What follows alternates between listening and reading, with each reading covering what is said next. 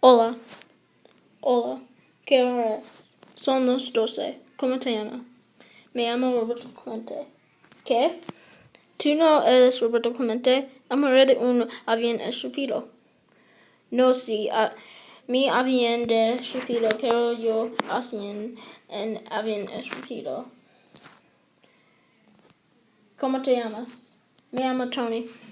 ¿Cómo estás? Muy bien, gracias. Yo soy tu Vantislao. Gracias. ¿De dónde vas? Yo voy al Pastor de Pittsburgh Pirates juego. ¿Puedo ir? Sí. ¿Qué nacionalidad es? Soy estadounidense.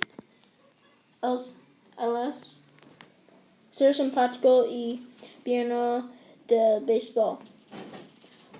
Vamos al Pirates. Sí, vámonos.